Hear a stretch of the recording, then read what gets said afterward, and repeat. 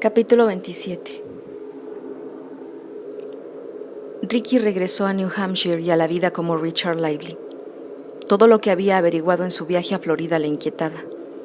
2 personas habían marcado la vida de Claire Tyson en momentos críticos.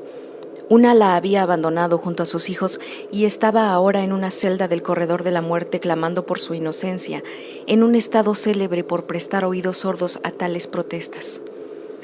La otra había vuelto la espalda a la hija de la que había abusado y a los nietos que necesitaban ayuda y, años después, la habían echado a la calle con la misma crueldad y estaba ahora condenada a resollar sus últimos días en un corredor de la muerte distinto, pero igual de implacable.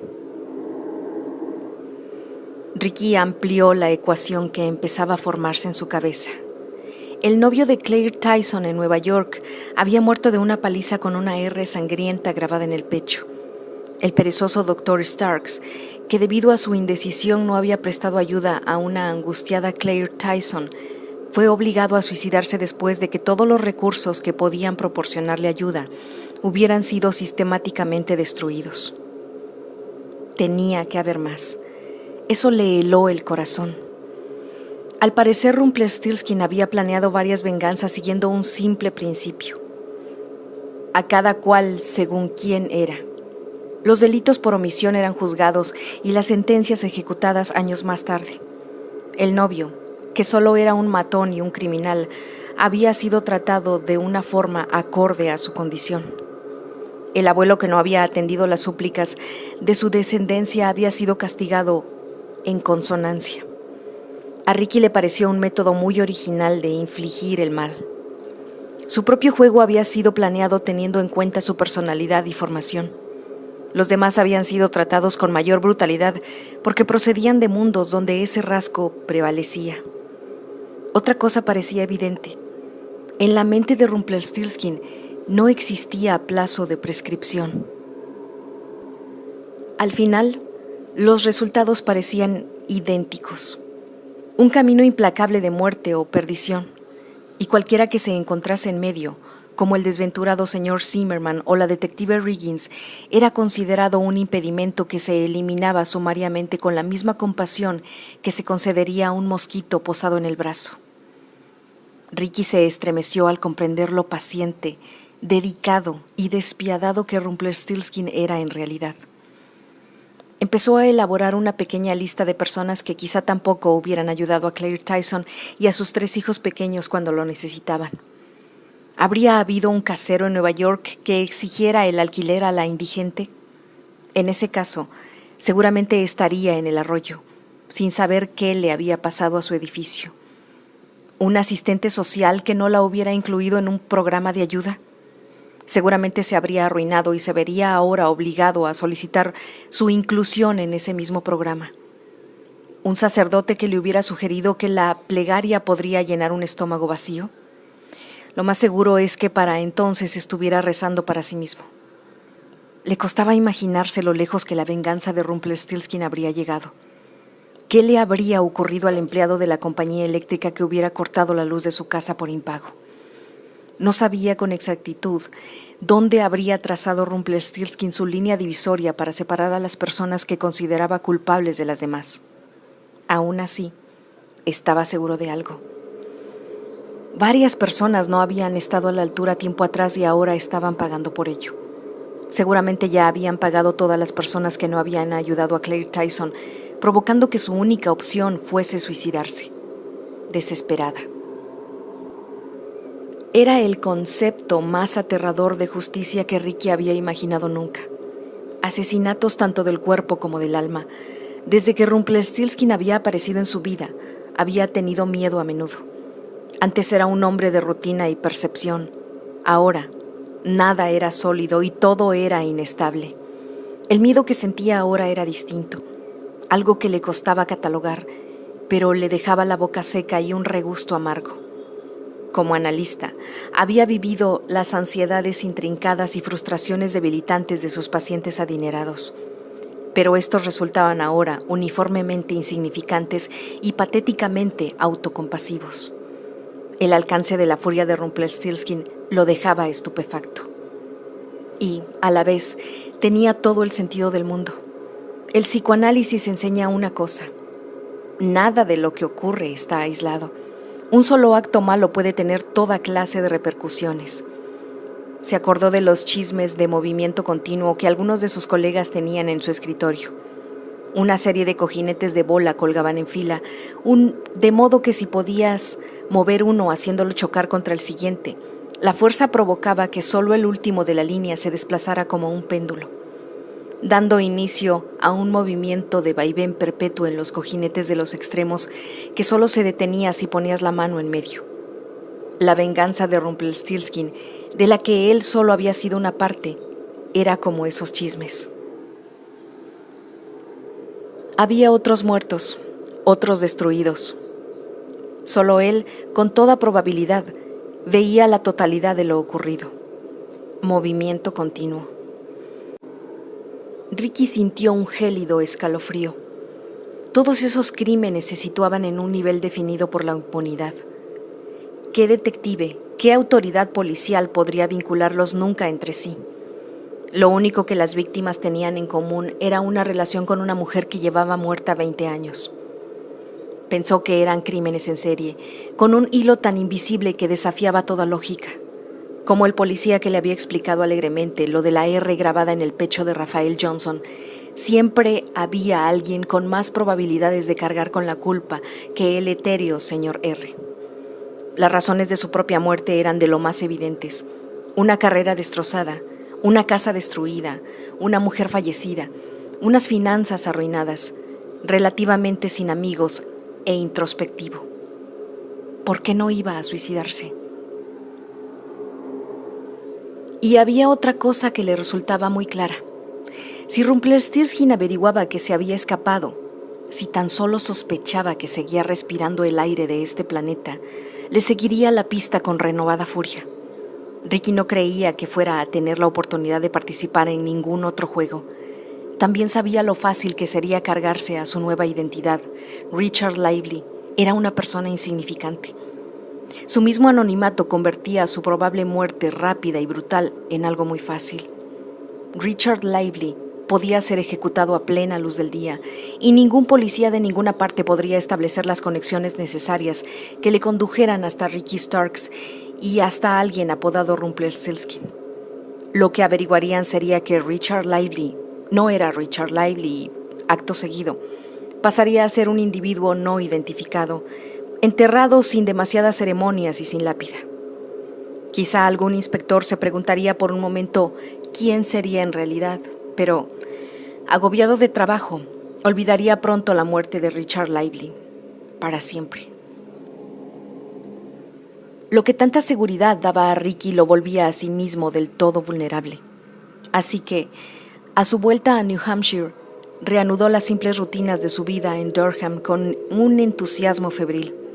Era como si quisiera abandonarse por entero a la monótona regularidad de levantarse cada mañana e ir a trabajar con el resto de los empleados de mantenimiento de la universidad, de fregar suelos, limpiar lavabos, abrillantar pisos y cambiar bombillas, intercambiar bromas con los compañeros de trabajo y especular sobre las posibilidades de los Red Sox la temporada siguiente. Se movía en un mundo normal y mundano que parecía pedir a gritos que lo pintaran con los azules pálidos y los verdes claros institucionales. Una vez, mientras aplicaba una limpiadora de vapor a la moqueta de la facultad, descubrió que la sensación de la máquina que zumbaba y vibraba en sus manos y de la franja de alfombra limpia que creaba le resultaba casi hipnóticamente agradable. Era como si, en la nueva simplicidad de este mundo, pudiera dejar atrás quién había sido. Era una situación extrañamente satisfactoria. Soledad. Un trabajo que resumaba rutina y regularidad, y las noches que atendía a la centralita del teléfono de la esperanza, donde recordaba sus técnicas de terapeuta para dar consejo y tender la mano de una forma modesta y sencilla. Descubrió que no echaba demasiado de menos la dosis diaria de angustia, frustración y cólera que caracterizaba su vida de analista. Se preguntó si la gente que había conocido, o incluso su mujer, lo reconocería. De modo extraño, Ricky creía que Richard Lively estaba más cerca de la persona que quería ser, más cerca de la persona que se encontraba a sí misma durante los veranos en Cape Cod, de lo que había estado nunca el Dr. Starks al tratar a los ricos, poderosos y neuróticos. El anonimato es atractivo, pensó, pero escurridizo. Cada segundo que se obligaba a sentirse cómodo sintiendo Richard Lively, el personaje vengativo de Frederick Lazarus gritaba órdenes contradictorias. Reanudó los ejercicios físicos y pasó las horas libres perfeccionando su puntería en el local de tiro. A medida que el tiempo seguía mejorando, con el consiguiente calor y estallido de colores, decidió que necesitaba añadir técnicas de prácticas al aire libre a su repertorio. Así que se inscribió con el nombre de Frederick Lazarus a un curso de orientación que daba una compañía de excursionismo y camping.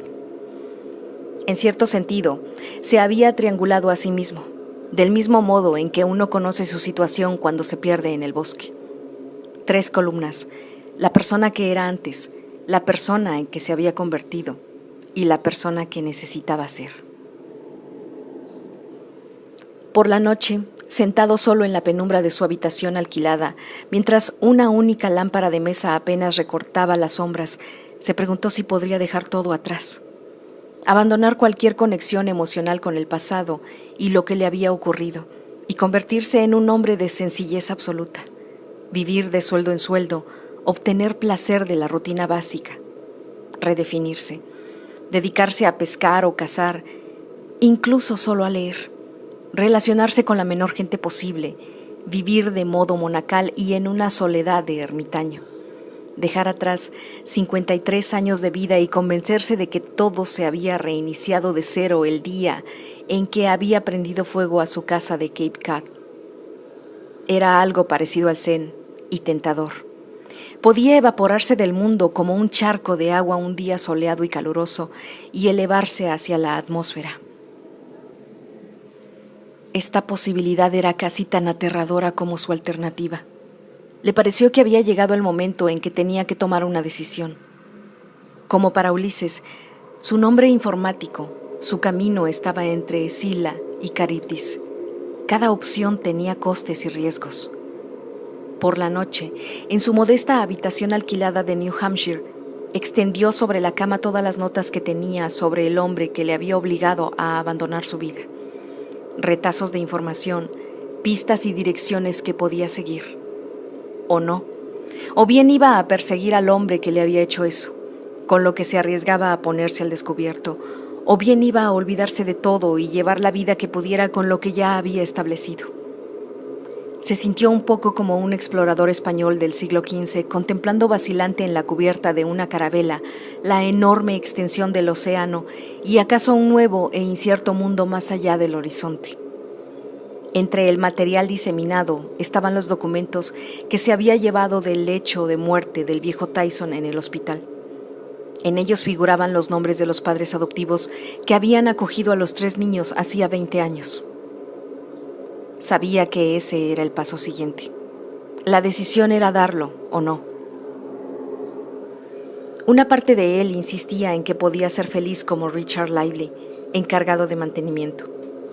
Durham era una ciudad agradable. Sus caseras eran amables. Pero otra parte de él veía las cosas de otro modo. El doctor Frederick Starks no se merecía morir. No por lo que había hecho, aunque estuviera mal, en un momento de indecisión y de dudas. Era innegable que podía haberlo hecho mejor con Claire Tyson. Podría haberle tenido la mano y tal vez ayudarla a encontrar una vida que valiera la pena vivir. Desde luego Ricky había tenido esa oportunidad y no la había aprovechado. Rumpelstiltskin no se equivocaba en eso, pero su castigo excedía con creces su culpabilidad. Y esa idea enfurecía a Ricky. Yo no la maté, susurró. Creía que aquella habitación era tanto un ataúd como un bote salvavidas. Se preguntó si podría inspirar aire que no supiera a duda. ¿Qué clase de seguridad le ofrecía esconderse para siempre? Sospechar siempre que cualquier persona al otro lado de una ventana era el hombre que lo había llevado al anonimato. Era una idea terrible, El juego de Rumpelstiltskin no terminaría nunca para él. Ricky nunca sabría, nunca estaría seguro, nunca tendría un momento de paz, sin preguntas. Tenía que encontrar una respuesta. Tomó los papeles de la cama, quitó la goma elástica de los documentos de adopción con tanta rapidez que emitió un chasquido. Muy bien, se dijo en voz baja a sí mismo y a todos los fantasmas que pudieran estar escuchándolo. El juego vuelve a empezar.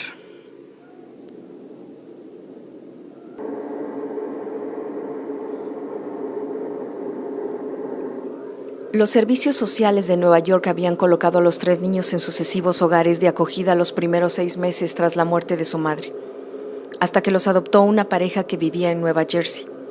Un informe de un asistente social afirmaba que había sido difícil colocar a los niños, que salvo en su último y no identificado hogar de acogida, se mostraban indisciplinados, ariscos, groseros en cada lugar.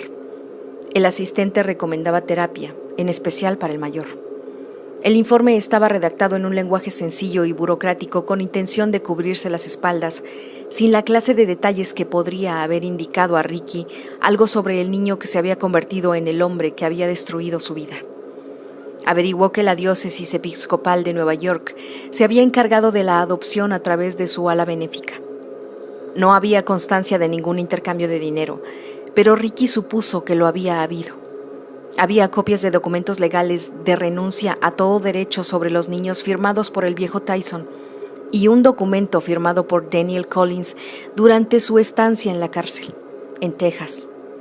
Ricky observó la simetría de ese elemento. Daniel Collins había rechazado a sus 3 hijos cuando estaba en prisión.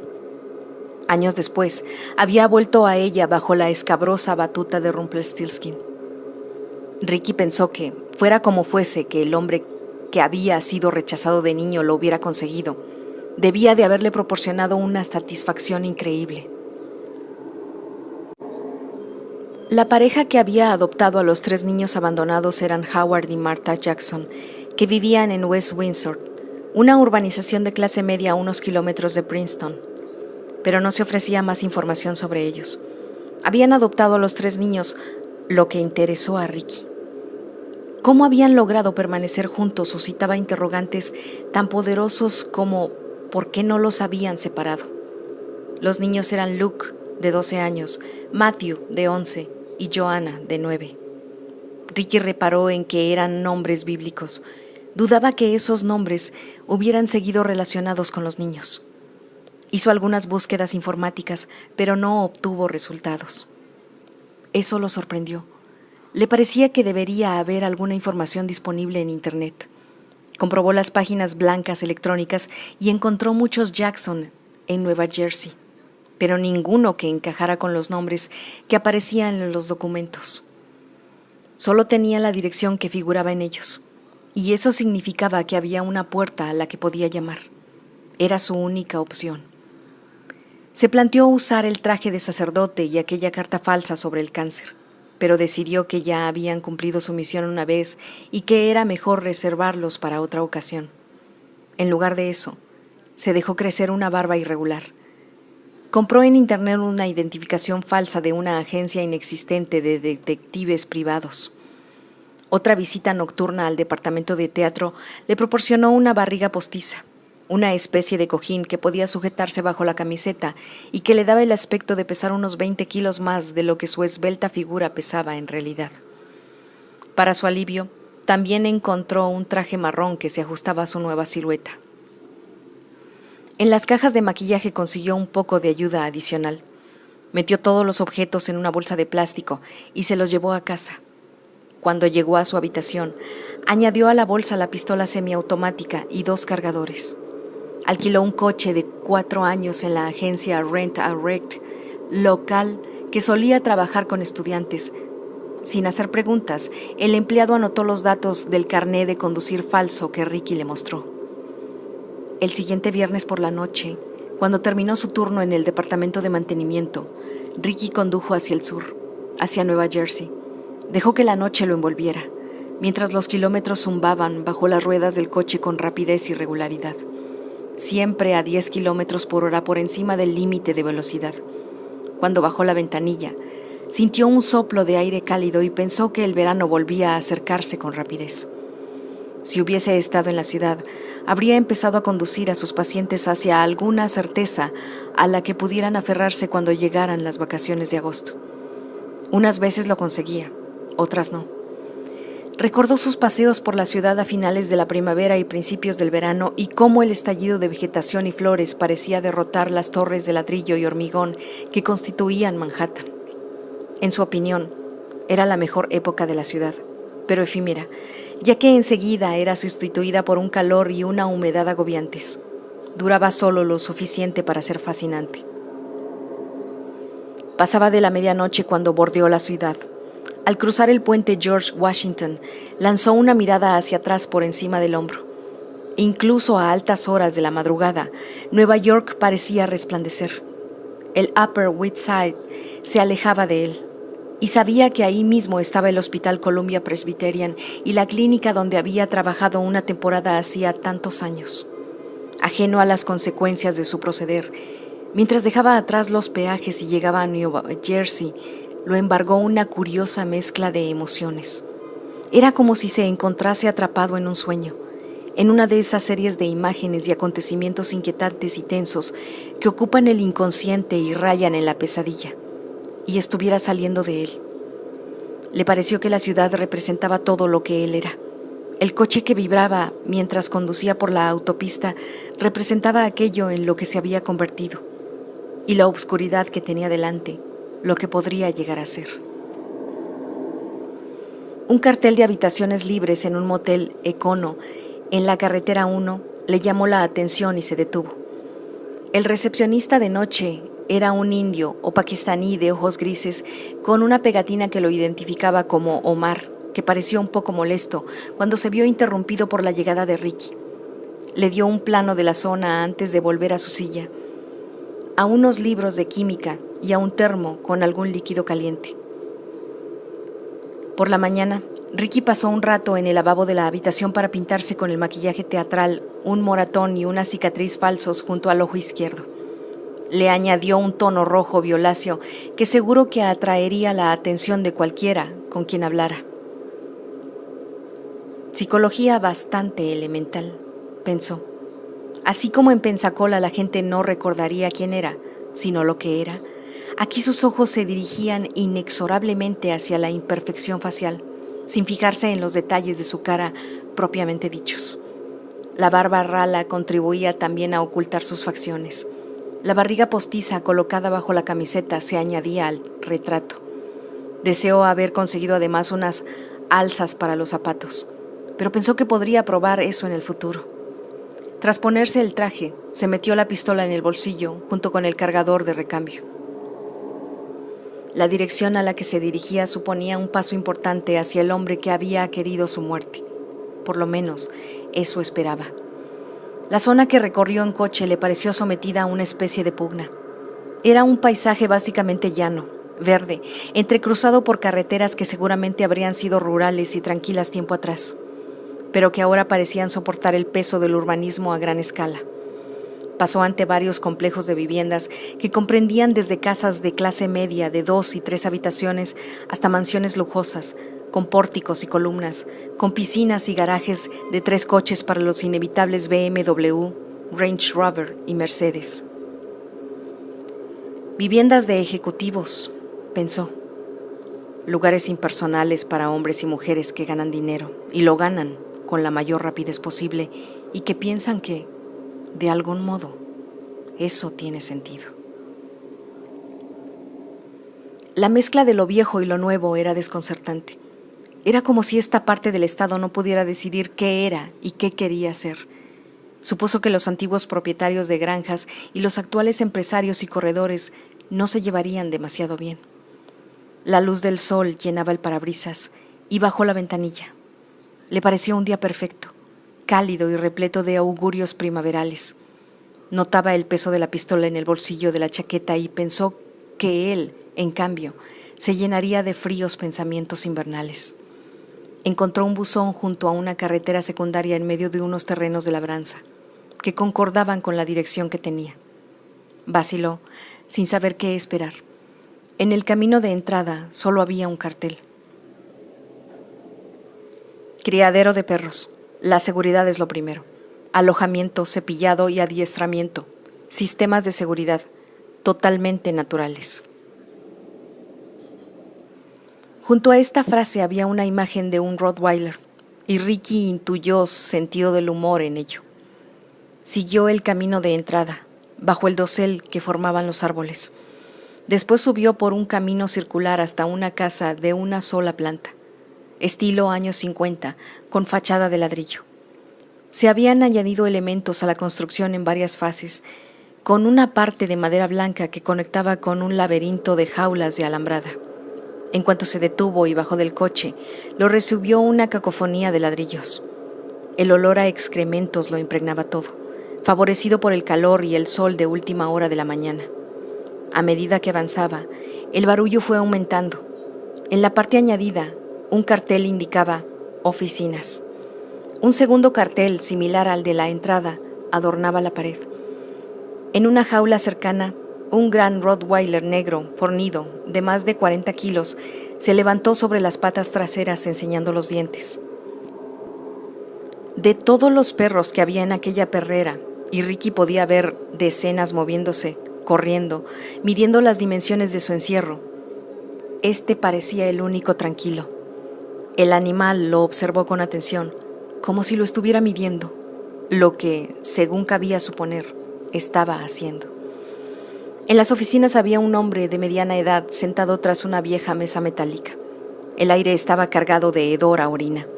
El hombre era delgado, calvo, larguirucho, con unos antebrazos gruesos que Ricky imaginó que el manejo de los animales había musculado. «Enseguida lo atiendo», dijo. Estaba tecleando números en una calculadora. «No se preocupe, me espero», contestó Ricky. Observó cómo marcaba unas cifras más y cómo sonreía al ver el total. El hombre se levantó y se acercó a él. «¿En qué puedo servirle?», preguntó. «Caramba, parece que ha tenido problemas». Ricky asintió y bromeó. «Ahora es cuando me tocaría decir, tendría que ver cómo quedó el otro». «Y a mí creerlo», rió el criador de perros. «Bueno, usted dirá, aunque me permito comentarle que si hubiera tenido a Brutus a su lado, no habría habido pelea. No, señor». ¿Es Brutus el perro de la jaula junto a la puerta? Lo ha adivinado. Desanima al más pintado y ha engendrado unos cuantos cachorros que podrán ser adiestrados en un par de semanas. Gracias, pero no. El criador de perros pareció confundido. Ricky sacó la falsa identificación de detective privado. El hombre la observó un instante y comentó. «Supongo que no está buscando un cachorro, ¿verdad, señor Lazarus?» «No». «Bueno, ¿en qué puedo ayudarle?» Hace algunos años vivía aquí una pareja, Howard y Martha Jackson. El hombre se puso rígido y su aspecto cordial desapareció, sustituido por un recelo repentino, que se vio acentuado por el paso atrás que dio, casi como si aquellos nombres le hubieran dado un empujón en el pecho. Su voz adoptó un tono cauteloso. ¿Por qué está interesado en ellos? ¿Eran parientes suyos? Compré la finca a sus sucesores, de eso hace mucho tiempo. ¿Sus sucesores? Murieron. ¿Murieron? Exacto. ¿Por qué está interesado en ellos? Estoy interesado en sus 3 hijos. El hombre vaciló de nuevo, como si sopesara las palabras de Ricky. No tenían hijos. Murieron sin descendencia. Solo un hermano que vivía cerca de aquí. Él fue quien me vendió la finca. Yo la arreglé muy bien y convertí su negocio en algo rentable. Pero no había hijos. Nunca los hubo. Se equivoca, aseguró Ricky. Lo sabía. Adoptaron a 3 huérfanos a través de la diócesis episcopal de Nueva York. No sé de dónde ha sacado esa información, pero no es así. Los Jackson no tenían familia directa salvo ese hermano que me vendió la finca. Era solo el matrimonio y murieron juntos. No sé de qué está hablando y creo que puede que ni siquiera usted mismo lo sepa. ¿Juntos? ¿Cómo? Eso no fue asunto mío y creo que tampoco suyo. Pero sabe la respuesta, ¿verdad? Todos los que vivían aquí saben la respuesta. Puede verlo en los periódicos o quizá ir al cementerio. Están enterrados carretera arriba. Pero, ¿usted no va a ayudarme? Pues no. ¿Qué clase de detective privado es usted? Ya se lo dije, contestó Ricky. Uno que está interesado en los 3 hijos que los Jackson adoptaron en mayo de 1980. Y yo ya le dije que no ha habido ningún hijo, adoptado ni de otra clase. Así pues, ¿qué le interesa en realidad?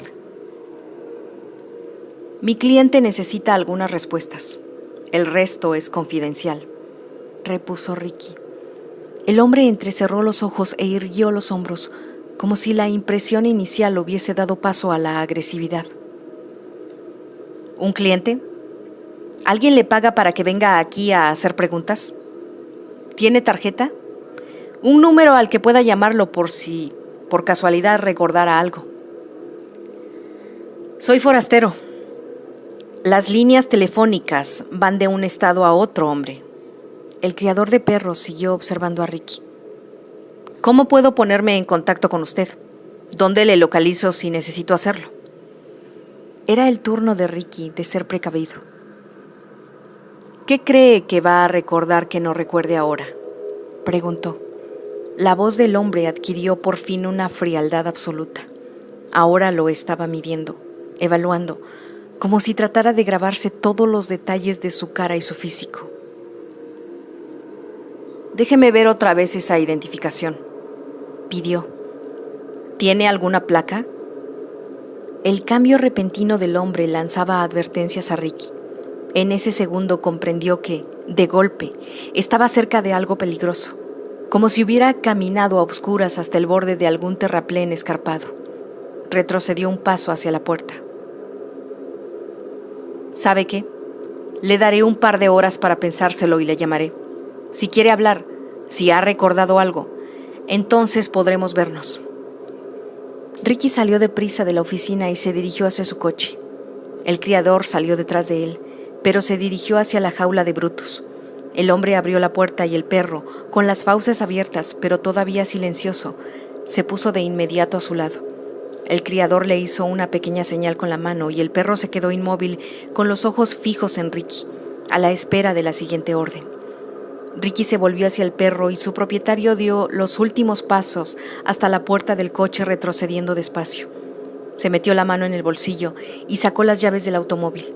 El perro emitió un gruñido grave, tan amenazador como los músculos tensos de las paletillas y las orejas levantadas, a la espera de la orden de su amo. Me parece que no volveré a verlo, dijo el criador, y no creo que regresar aquí a hacer más preguntas sea muy buena idea. Ricky se pasó las llaves a la mano izquierda y abrió la puerta. A la vez, metió la mano derecha en el bolsillo de la chaqueta para empuñar la pistola. No apartó los ojos del perro y se concentró en lo que tal vez tendría que hacer: quitar el seguro, sacar la pistola, amartillarla, adoptar una posición de disparo y apuntar. Cuando lo hacía en el local de tiro no estaba acuciado y aún así tardaba unos segundos. No sabía si podría disparar a tiempo, ni si haría blanco. Se le ocurrió, además, que podría necesitar varias balas para detener a aquella bestia. El Rottweiler seguramente cruzaría el espacio que lo separaba en 2 o 3 segundos como mucho. El perro, ansioso, avanzó unos centímetros. No, pensó Ricky, menos aún, un solo segundo. El criador vio que Ricky deslizaba la mano hacia el bolsillo. Señor detective privado, aunque lo que tenga en el bolsillo sea una pistola, no le servirá de nada, se lo aseguro. Sonrió. No con este perro, ni hablar. Ricky cerró la mano alrededor de la culata y rodeó el gatillo con el índice. Tenía los ojos entrecerrados y apenas reconoció los tonos regulares de su propia voz. Puede, dijo despacio y con cuidado. Puede que ya lo sepa. Tal vez ni siquiera me moleste en intentar disparar a su perro, sino que le atraviese el pecho a usted con una bala. Es usted una diana ideal, se lo aseguro, y estará muerto antes de tocar el suelo y ni siquiera tendrá la satisfacción de ver cómo su chucho me destroza. Esta respuesta hizo vacilar al criador, que cogió el collar del perro para contenerlo. Matrícula de New Hampshire, comentó, tras una tensa pausa, con el lema «Vive en libertad o muere». Memorable, y ahora lárguese. Ricky subió al coche y cerró la puerta de golpe. Se sacó la pistola de la chaqueta y encendió el motor. Al alejarse vio al criador por el retrovisor con el perro aún a su lado, observando cómo se iba. Respiraba con dificultad. Era como si el calor del exterior hubiese invadido el aire acondicionado del automóvil. Mientras recorría el camino de entrada hacia la carretera, bajó la ventanilla y aspiró una bocanada de viento. Tenía un sabor caliente. Se detuvo a un lado de la carretera para recuperarse y, mientras lo hacía, vio la entrada del cementerio. Calmó sus nervios y trató de evaluar lo ocurrido en el criadero de perros. Era evidente que la mención de los 3 huérfanos había desencadenado una reacción. Imaginaba que era muy profunda, casi un mensaje subliminal. Aquel hombre no pensaba en esos 3 niños desde hacía años, hasta que Ricky llegó con su pregunta, y eso había suscitado una respuesta desde lo más profundo de su ser. La reunión había tenido un cariz más peligroso que el propio Brutus. Era como si aquel hombre hubiera estado esperando durante años que él, o alguien como él, apareciera haciendo preguntas y, tras sorprenderse de lo que llevaba años esperando hubiese llegado por fin, hubiese sabido exactamente qué hacer. Se le revolvió un poco el estómago mientras este pensamiento cobraba forma. Al cruzar la entrada del cementerio había un pequeño edificio de madera blanca a cierta distancia de la calle que separaba las hileras de tumbas. Ricky imaginó que era algo más que un cobertizo y se detuvo frente a él. Un hombre canoso con un uniforme de trabajo azul parecido al que él usaba en el departamento de mantenimiento salió del edificio y se dirigió hacia una cortadora de césped, pero se detuvo al ver a Ricky bajar del coche. ¿Puedo ayudarle?, preguntó el hombre. Estoy buscando un par de tumbas, dijo Ricky. Aquí hay mucha gente enterrada. ¿A quién está buscando en concreto? A un matrimonio llamado Jackson. Hace mucho tiempo que nadie viene a visitarlos, sonrió el hombre. Puede que la gente piense que da mala suerte, pero yo creo que cualquiera que establezca aquí su residencia ya ha vivido toda su suerte, buena o mala. Así que no me importa demasiado. Los Jackson están al fondo, en la última fila, a la derecha. Siga la calle hasta el final y tuerza a la derecha. Lo encontrará enseguida. ¿Los conocía? No. ¿Es pariente? No, contestó Ricky. Soy detective. Estoy interesado en sus hijos adoptivos. No tenían familia. No sé nada sobre hijos adoptivos. Eso habría salido en los periódicos cuando murieron, pero no lo recuerdo. Y los Jackson fueron portada 1 o 2 días. ¿Cómo murieron? ¿No lo sabe?, soltó el hombre, algo sorprendido. ¿Cómo? Bueno, fue lo que la policía denomina asesinato-suicidio. El hombre mató a su mujer de un disparo después de una de sus peleas y luego se suicidó. Los cadáveres estuvieron 2 días en la casa antes de que el cartero se diera cuenta de que nadie recogía el correo, sospechara algo y llamara a la policía. Al parecer, los perros habían tenido acceso a los cuerpos, con lo que no quedaba mucho de ellos, solo restos de lo más desagradables. Había mucho odio en esa casa, por lo visto. El hombre que la compró no lo conozco, pero dicen que es un sujeto de cuidado, tan repugnante como los perros. Se hizo cargo del criadero de los Jackson, aunque por lo menos sacrificó a todos los animales que se habían comido los anteriores propietarios. Pero es probable que él acabe igual. Puede que eso le pase por la cabeza, y que por eso sea tan mal bicho. El hombre soltó una risa espeluznante y señaló la pendiente. Allá arriba, de hecho, un lugar bastante bonito para reposar eternamente. ¿Sabe quién compró la tumba?, preguntó Ricky tras pensar un momento. ¿Y quién paga el mantenimiento? Recibimos los cheques, pero no lo sé. El hombre se encogió de hombros. Ricky encontró la tumba sin dificultad. Permaneció un segundo en medio del silencio del sol del mediodía, preguntándose un momento si alguien habría pensado en ponerle una lápida después de su suicidio. Lo dudaba. Él había vivido tan aislado como los Jackson. También se preguntó por qué no había puesto algún monumento conmemorativo para su mujer. Había ayudado a establecer un fondo para libros en su facultad de Derecho y cada año hacía una contribución a la organización Nature Conservancy en su nombre. Y se había dicho que esos actos eran mejores que un pedazo de piedra frío que montara guardia sobre una angosta franja de tierra. Pero al estar ahí de pie, no estuvo tan seguro. Se encontró absorto en la muerte, pensando en sus consecuencias permanentes para los que quedan. Cuando alguien muere, aprendemos más sobre la vida de lo que sabemos sobre el fallecido, pensó. Estuvo largo rato ahí, frente a las tumbas, antes de examinarlas. Tenían una lápida común que se limitaba a dar sus nombres y las fechas de su nacimiento y su muerte. Algo no encajaba, y observó esta breve información para intentar averiguar qué era. Le llevó unos segundos establecer una relación.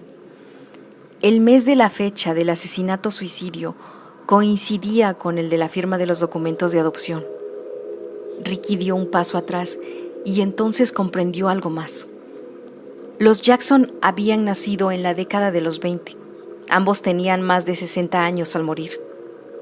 Sintió calor de nuevo y se aflojó la corbata. La barriga postiza parecía tirar de él hacia abajo y el moratón y la cicatriz pintados en la cara empezaron a picarle. Nadie puede adoptar a un niño, y mucho menos a 3 a esa edad, pensó. Las normas de las agencias de adopción descartarían a una pareja sin hijos de esa edad en favor de una pareja más joven y vigorosa. Permaneció junto a las tumbas pensando que estaba contemplando una mentira. No sobre su muerte, eso era cierto, sino sobre algo de su vida. Todo está mal, pensó. Todo es distinto de lo que debería ser. La sensación de caminar por el borde de algo más terrible de lo que había previsto le produjo un estremecimiento, una venganza sin límites. Se dijo que lo que tenía que hacer era regresar a la seguridad de New Hampshire y examinar lo que había averiguado para dar a continuación un paso racional e inteligente. Detuvo el coche frente a la recepción del motel Econo y entró.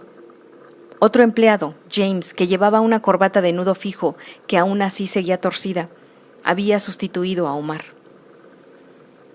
«Me marcho», dijo Ricky. «Lazarus, habitación 232». El recepcionista obtuvo una factura en la pantalla del ordenador. «Está todo listo, pero tiene 2 mensajes telefónicos».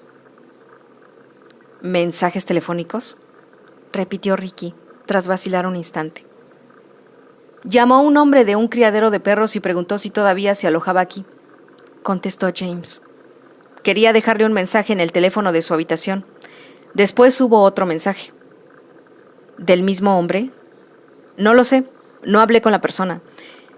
Me aparece un número en el registro de llamadas.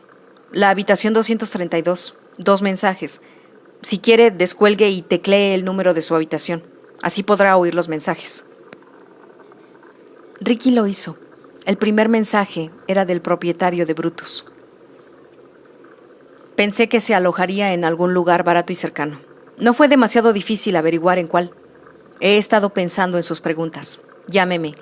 Me parece que tengo información que podría serle útil. Pero vaya preparando el talonario. Le va a costar una pasta». Ricky marcó el 3 para borrar el mensaje. El siguiente se reprodujo automáticamente. La voz sonó abrupta, fría e incongruente, casi como encontrar un trozo de hielo en una acera caliente. «Señor Lazarus, Acabo de enterarme de su interés por los difuntos señores Jackson y creo que dispongo de información que facilitaría su investigación. Llámeme al 212-555-1717 cuando le vaya bien y podemos quedar para vernos. La persona no dejó nombre. No era necesario. Ricky reconoció la voz. Era Virgil.